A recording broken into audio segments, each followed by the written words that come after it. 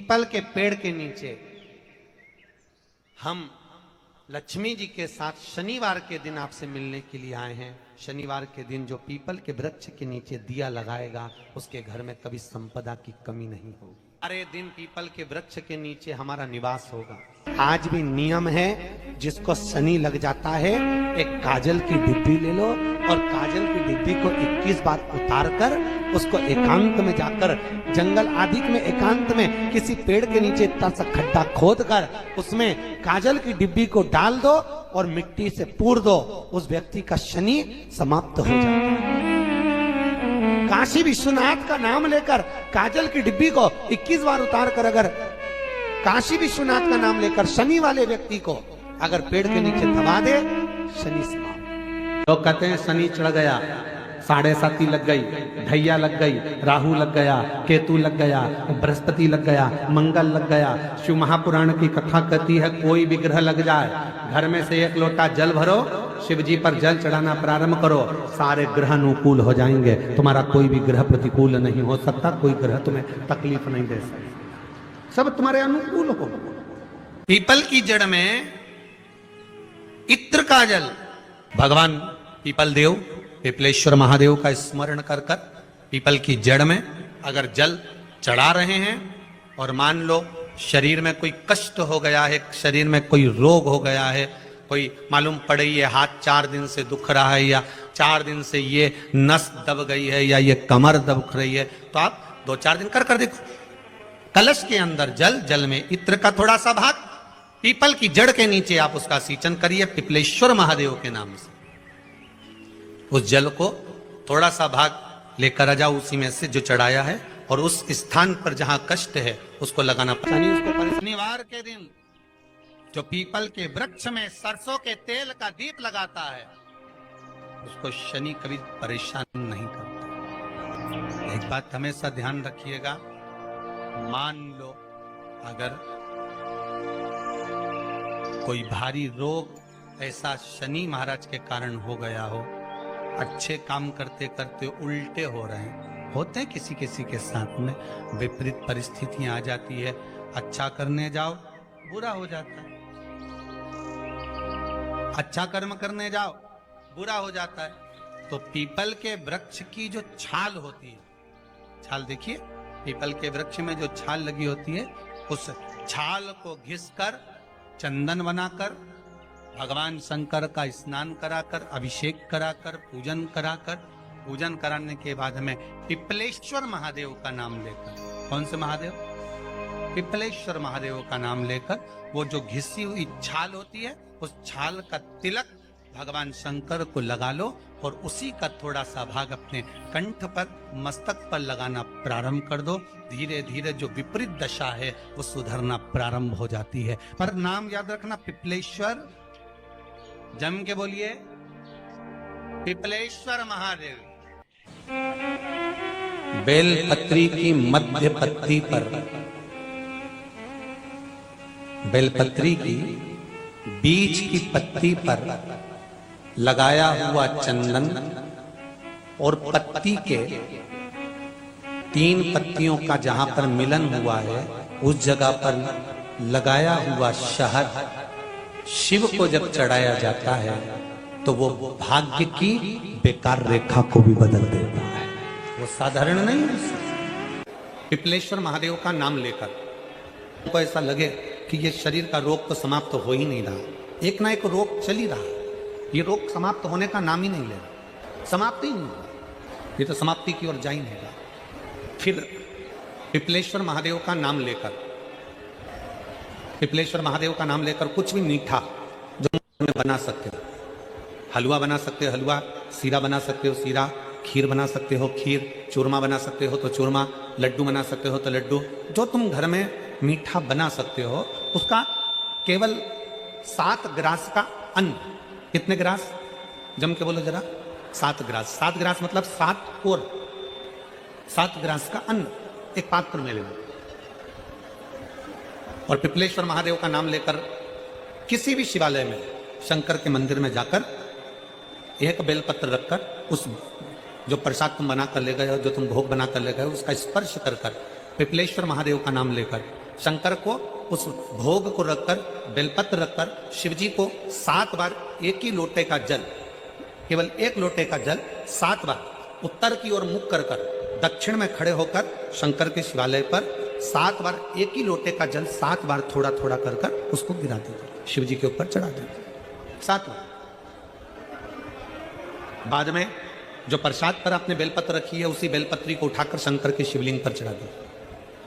बाबा को प्रणाम करिए, बाबा मेरे शरीर का रोग समाप्त नहीं हो रहा, गोलियां खा रही हूं, दवाई खा रही हूं, कुंदकेश्वर महादेव का नाम लेकर दवाइयां ले रही हूं, पर कभी घुटना, कभी कमर, कभी आंख, कभी थायराइड, कभी कुछ, कभी बीपी, कभी शुगर, कुछ ना कुछ चल ही रहा है। बाबा अब आपको संभालना।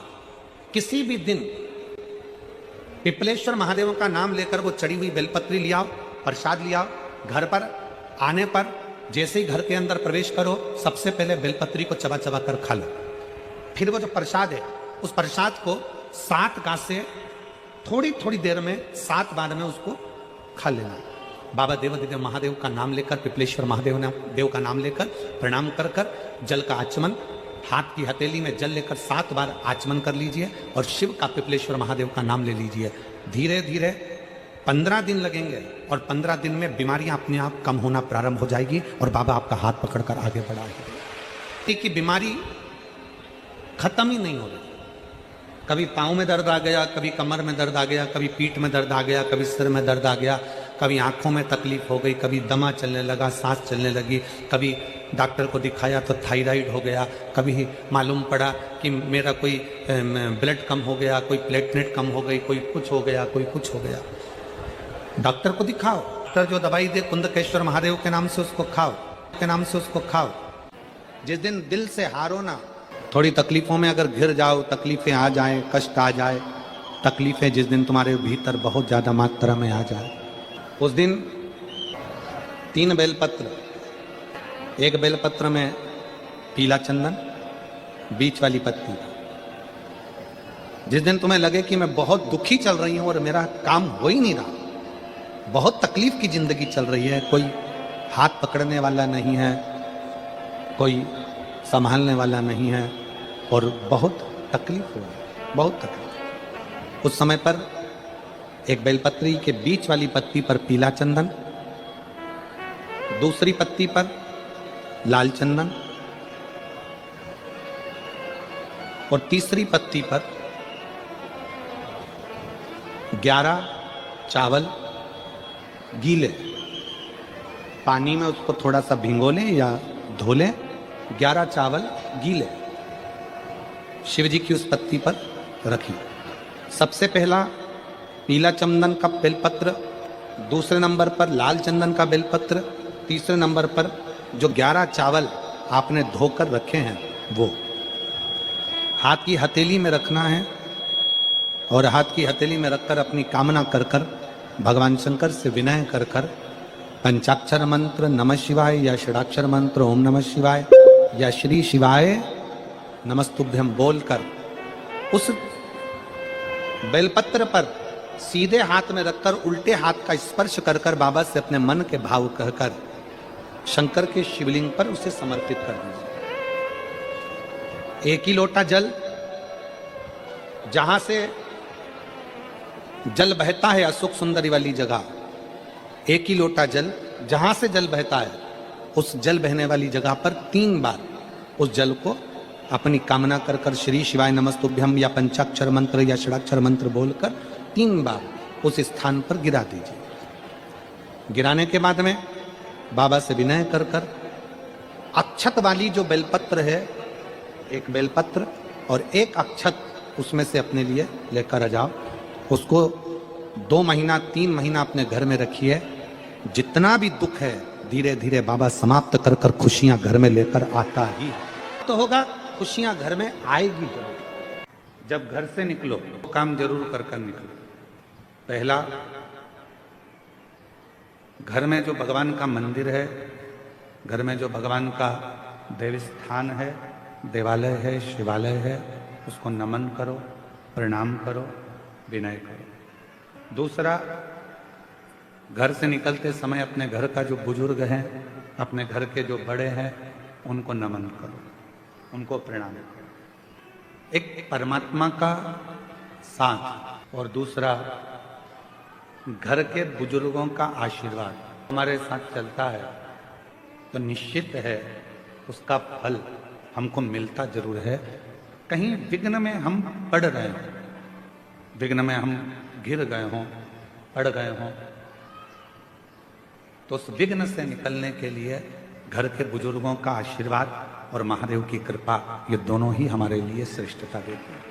शंकर है, मन में कोई संशय उत्पन्न हो गया, मन में कोई बड़ी भारी संकट उत्पन्न हो गया, कोई ऐसी बात तुम्हारे मन में आकर खड़ी हो गई है जिस बात का कोई निर्णय नहीं निकल रहा, तो एक बेलपत्र को हाथ की हथेली में रखकर अपने हृदय से उसको लगाकर मन से बाबा को अपने मन की बात कहकर जब वो बेलपत्र हम शिव जी को समर्पित करते हैं, मान लो हम कुछ नहीं कह पाए बाबा भोलेनाथ जी को, हम अपने दिल की बात शंकर भगवान को कुछ नहीं बता पाए और कुछ रह भी गया तो हमारे मन की बात भगवान देवाधिदेव महादेव स्वीकार कर लेते हैं एक बेलपत्र के माध्यम से।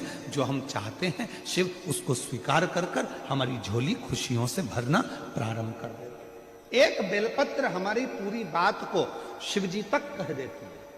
एक बेलपत्र, एक दुर्वा, एक चावल का दाना रखकर आपने दिल से 108 बार श्री शिवाय नमस्तुभ्यम घर में बोलो और अपना जो पानी का स्थान होता है, मटका, हंडा, परिंदा, जिसको आप क्या बोलते हो यहाँ हमें नहीं मालूम, उसका स्पर्श कराकर आपके घर के नजदीक में जो शंकर का मंदिर हो उस शंकर के मंदिर में उत्तर की ओर मुख कर कर वो बेलपत्र, दुर्वा, चावल का दाना शिव जी पे समर्पित कर दो।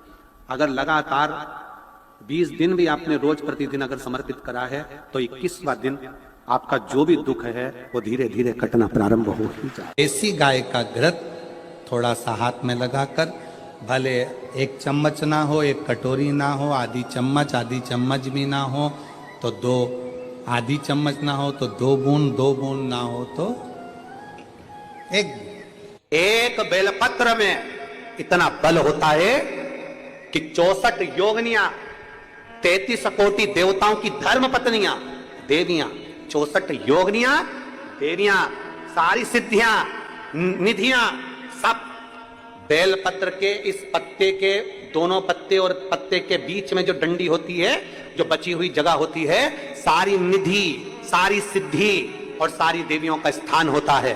जब हम एक बेलपत्र को दिल से अपनी कामना कर कर देवाधिदेव महादेव को, ये शिवलिंग जलाधारी, ये जल बहता है, तो बेलपत्र समर्पित करते हैं दक्षिण में बैठकर जब डंडी का मुख उत्तर की ओर कर कर बेलपत्र अपने मन से कामना कर कर शिवलिंग पर समर्पित करते हैं तो ऐसी कोई कामना नहीं जो मेरा महादेव पूरी ना करता।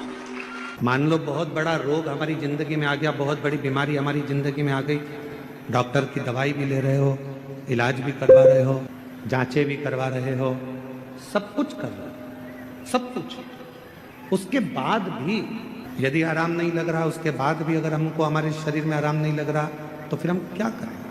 तब 2 लोटा जल लीजिए, 5 बेलपत्री शिव जी पर चढ़ा दीजिए और जल की धार दोनों हाथों से धीरे धीरे कुंदकेश्वर महादेव का नाम लेकर जल की धार चढ़ाना प्रारंभ करें। एक बेलपत्र और शिव जी पे चढ़ा हुआ जल लेकर आ जाइए, जल को सुबह पी लीजिए, बेलपत्र को प्रदोष काल के समय पर चबा चबा कर खाना प्रारंभ कर लीजिए, दवाई लगना चालू हो जाएगी, शरीर को आराम लगना प्रारंभ। द्वितीया कौन सी तिथि? अरे बोलो जम के, शुक्ल पक्ष की द्वितीया के द्वितीया चंद्रमा का दर्शन करना चाहिए और शुक्ल पक्ष के द्वितीया चंद्रमा का दर्शन कर कर प्रदोष काल के समय पर, कौन सा काल? शाम के समय। प्रदोष काल मालूम है सबको? सूर्य जब डूबता है उसके 45 मिनट पहले से सूर्य डूब जाए उसके 45 मिनट बाद।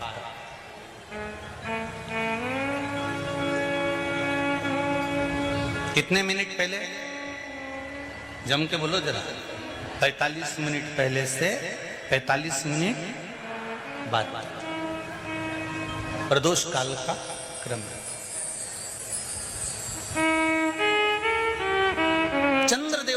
दर्शन कर कर, कच्चे दूध का छींटा, सफेद पुष्प चंद्र को समर्पित करो, सफेद चंदन का छींटा चंद्रदेव को दीजिए।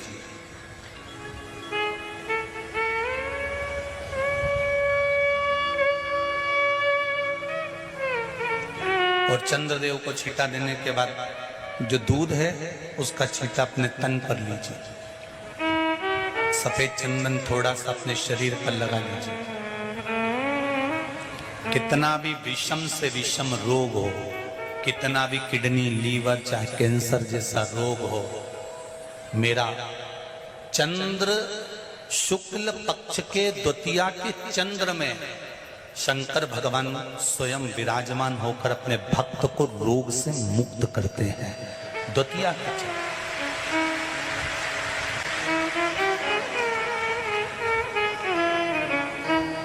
जम के बोलो कौन सी तिथि है? शुक्ल पक्ष के द्वितीया तिथि का चंद्र का दर्शन व्यक्ति को जीवन का सुख देता है। जिसके आंखों में तकलीफ हो, श्रवण शक्ति में तकलीफ हो, बोलने में, मुख में तकलीफ उत्पन्न होती हो, भारी से भारी रोग, हम पहले भी कथा में कहे, आज फिर कहते हैं, जिसकी लीवर, किडनी, जिसकी काया बेकार हो रही हो, चमड़ी सफेद पड़ रही हो, काले काले छट्टे पड़ रहे हो, सोराइसिस जैसी बीमारी हो गई हो, कैंसर जैसा रोग हो गया हो, बड़े से बड़ा रोग, अगर किडनी, लीवर कितना भी बेकार से बेकार हो गया, डैमेज से डैमेज हो गया, उसको शुक्ल पक्ष के द्वितीया चंद्रमा का दर्शन करना चाहिए। दूज, जो शुक्ल पक्ष की दूज आती है ना, द्वितीया, शंकर भगवान के फोटो का दर्शन कराया आप लोगों ने? बोलो तो जम के करा है ना सबने? शंकर भगवान के चित्र का दर्शन करिए, शंकर भगवान के फोटो का दर्शन करिए, शंकर भगवान की मूर्ति का दर्शन करिए। शंकर भगवान के मस्तक पर जो चंद्रमा रखा हुआ देखते हैं आप लोग, शिव जी के मस्तक पर जो चंद्र देखते हैं, वो चंद्र कौन सी तिथि का रखा था शंकर भगवान? कभी कभी अगर आपकी समाज में प्रश्न मंच होता है ना, तो उसमें प्रश्न पूछना चाहिए कि शंकर भगवान के मस्तक पर जो चंद्रमा रखा है वो कौन सी तिथि का रखा है?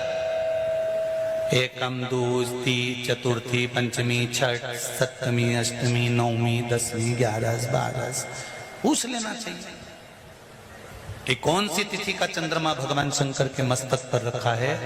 तो हमारा शास्त्र कहता है, स्कंद पुराण कहती है, पद्म पुराण कहती है, अग्नि पुराण कहती है, लिंग पुराण कहती है, नर्मदा पुराण कहती है, नारद पुराण कहती है, और कूर्म पुराण और विष्णु पुराण वर्णन करती है कि शिव जी के मस्तक पर जो चंद्र रखा है वो शुक्ल पक्ष की द्वितीया का रखा है।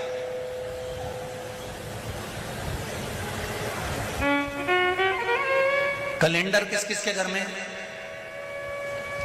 उठाओ जरा हाथ। जिसके घर में कैलेंडर या पंचांग हो, आज ही घर जाकर देखना, कैलेंडर को पलट कर देखना, शुक्ल पक्ष की द्वितीया तिथि जैसे ही देखोगे उसमें लिखा होता है चंद्र दर्शन।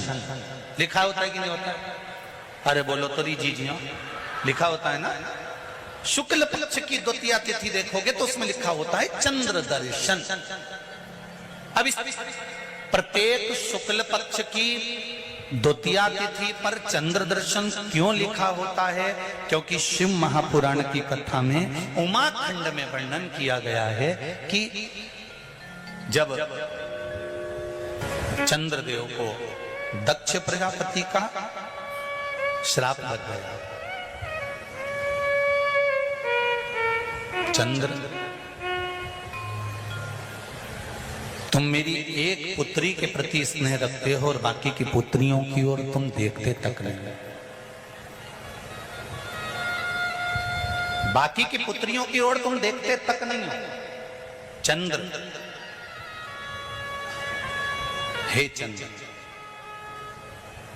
मैं तुम्हें श्राप देता हूं कि तुम्हें काया का रोग हो जाए, तुम्हारी काया गलना प्रारंभ हो जाए और तुम्हें तुम्हारे इस रोग से कभी मुक्ति नहीं मिलेगी। चंद्र दुखी हो गए।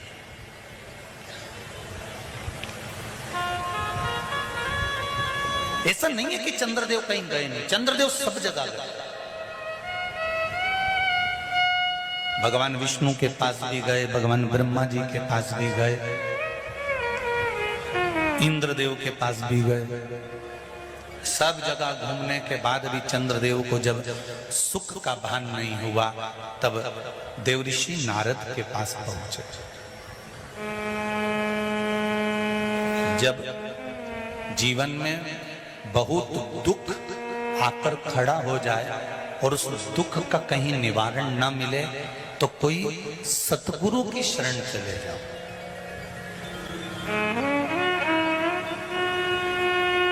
और सतगुरु भी वो होना चाहिए जिसको अपनी पूजन से मतलब नहीं, उसको परमात्मा की पूजन से मतलब होना चाहिए। सत्य मार्ग की ओर प्रशस्त करता। देवऋषि नारद के पास गए और नारद जी से जाकर कहा, मेरी काया गल रही है, मेरी काया में रोग हो गया है, मेरी काया टपक रही है, कुछ कृपा कर दो। देवऋषि नारद ने कहा, पार्थिव शिवलिंग का निर्माण करो और उस शिवलिंग का पूजन करो। अब देखिएगा जरा,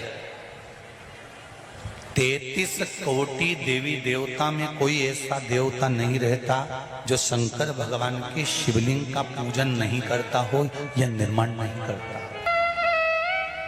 चंद्रदेव देवऋषि नारद के कहने पर शिवलिंग का निर्माण करते हैं, पूजन करते हैं, आराधना करते हैं, अर्चना करते हैं। चंद्रदेव भगवान शंकर की आराधना में डूब जाते हैं और आराधना करते करते करते करते करते भगवान शंकर प्रकट नहीं हुए, तब चंद्र और दुबले होते चले गए, और दुर्बल होते चले गए।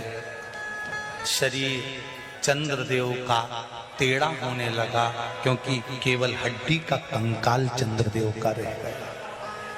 मांस काया टपक टपक कर गिरती रही और चंद्रदेव की काया जब और शिथिल होती गई, एकदम दुर्बल होते चले गए।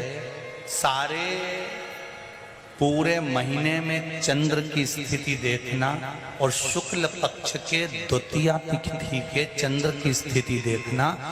शुक्ल पक्ष का द्वितीया का जो चंद्रमा होता है वो एकदम पतला, कमजोर और वक्रीय सा होता है। किस किस ने करें दर्शन? करें आप लोगों ने दूज के चंद्रमा के? एकदम पतला, कमजोर, दुर्बल, वक्रीय सा नजर आता है। तब चंद्रदेव को देखा भगवान शंकर ने और लगा कि अब इसके प्राण रहने वाले नहीं। तब भगवान शंकर दौड़कर उस शिवलिंग में से प्रकट हो जाते हैं, चंद्र की काया ठीक कर देते हैं। तो चंद्र कहता है, आप कृपा करो। भगवान ने उसी चंद्र को, द्वितीया के चंद्र को अपने मस्तक पर धारण कर लिया और द्वितीया के चंद्र को मस्तक पर धारण कर कर भगवान शंकर ने कह दिया कि सुनो चंद्रदेव, आज शुक्ल पक्ष की द्वितीया तिथि है, जिस दिन मैंने आपको अपने मस्तक पर धारण करा है। जो भी शुक्ल पक्ष की द्वितीया तिथि को चंद्र का दर्शन करेगा, उसकी जिंदगी में कभी रोग से वो ग्रसित नहीं होगा। शुक्ल पक्ष की द्वितीया तिथि को भगवान शंकर ने चंद्रदेव को अपने मस्तक पर धारण करा। तो शंकर भगवान ने कह दिया, सुनो चंद्रदेव, आज शुक्ल पक्ष की द्वितीया तिथि को मैंने आपको अपने मस्तक पर धारण करा है। संसार में रहने वाला, मृत्यु लोक में रहने वाला, चाहे देवलोक में रहने वाला, चाहे जिस लोक में वो निवास कर रहा है, अगर शुक्ल पक्ष के द्वितीया तिथि के चंद्रमा का दर्शन करेगा तो वो रोग से मुक्त रहेगा। अब हमारे यहाँ इतनी अच्छी अच्छी तिथियां दी हैं, कैलेंडर तक में लिखा हुआ है कि चंद्र दर्शन। अब उसके बाद भी लोग चंद्र दर्शन नहीं करें तो फिर उनका भाग्य बेकार। पंचांग में लिखा है कि चंद्र दर्शन, बोलो सही है कि गलत है? उस पर पंचांग में लिखा है कि चंद्र दर्शन, शुक्ल पक्ष की द्वितीया तिथि चंद्र दर्शन। मान लो कोई व्यापार, कोई दुकान, कोई फैक्ट्री आपकी ठीक नहीं चल रही है, आप ठेला लगा रहे हो, सब्जी की दुकान लगा रहे हो, कोई दुकान खोल कर बैठे हो, कोई फैक्ट्री लगा कर बैठे हो, कोई व्यापार कर रहे हो और उस व्यापार में तुम्हें आनंद नहीं आ रहा, बहुत तकलीफ चल रही है, बहुत तकलीफ, सब कुछ करके देख लिया पर वो तकलीफ मिटी नहीं रही। तो थोड़े दिन, थोड़े समय किसी भी शंकर के मंदिर में बटकेश्वर महादेव के नाम से एक बेलपत्र चढ़ाने का तरीका जरा समझ लेंगे। आप अगर जिस दिशा में खड़े हो, अगर आप शंकर के शिवलिंग के इधर हो तो बेलपत्री का डंडी का मुख आपकी ओर होना चाहिए। आप इधर हो तो डंडी का मुख उधर हो, आप उधर हो तो डंडी का मुख उधर हो, आप इधर हैं तो डंडी का मुख इधर हो। बटकेश्वर महादेव के नाम से शंकर जी के मंदिर में एक बेलपत्री पर डंडी का मुख अपनी ओर होना चाहिए। जो डंडी है इसका मुख अपनी ओर। बटकेश्वर महादेव के नाम से एक बेलपत्र शंकर भगवान को समर्पित करो बटकेश्वर महादेव के नाम से। और बेलपत्र चढ़ाने के बाद में जो तुम्हारे कलश में जो जल है, लोटे में जो जल है, वो 7 बार,